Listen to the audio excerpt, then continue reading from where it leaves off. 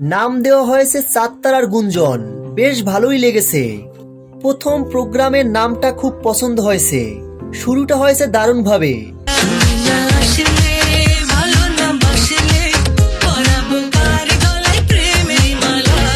সাকিব পূর্ণিমা দুজন দুজনকে দারুণভাবে ওয়েলকাম করেছেন। সাকিব খানের কথাগুলো শুনে মনে হয়েছে পূর্ণিমার মতো যারা তার শুরুর দিকের শীর্ষ নায়িকা ছিল তাদের প্রতি তার একটা সফট কর্নার আছে, তাদেরকে মিস করে।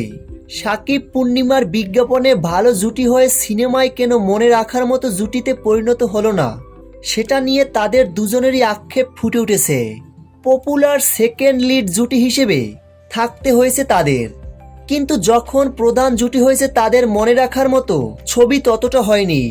সাকিব তার টার্নিং পয়েন্ট নিজেই। আমার স্বপ্ন তুমি কে বলেছে ইন্টারভিউতে। স্যাক্রিফাইসিং রোলে দর্শকদের মনে ভালোবাসা অনেক পেয়েছিল, যেভাবে বাধার মতো ছবিতে স্যাক্রিফাইসিং রোলে একইভাবে পেয়েছিল।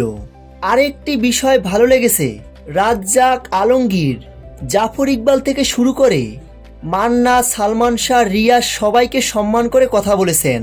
সাকিব খান ও পূর্ণিমা দুজনেই দুজনকে অনেক অ্যাপ্রিসিয়েট করেছেন এবং পূর্ণিমার আবার কাজ করতে চান সাকিবে প্রত্যাশা করেছে। তবে প্রোগ্রামটা হুট করে শেষ করা হয়েছে। 1 ঘন্টার বেশি করাই যেত স্পেশাল প্রোগ্রাম হিসেবে। আরেকটা পর্ব করা যায় কিনা এ বিষয়ে ভাবতে বলবো চ্যানেল আইকে। প্রিয় দর্শক, আপনাদের কি মতামত? ভিডিওর নিচে কমেন্ট করে জানিয়ে দিন আপনাদের মূল্যবান মতামত। সাকিব খান ও পূর্ণিমা একসাথে ইন্টারভিউয়ে যান।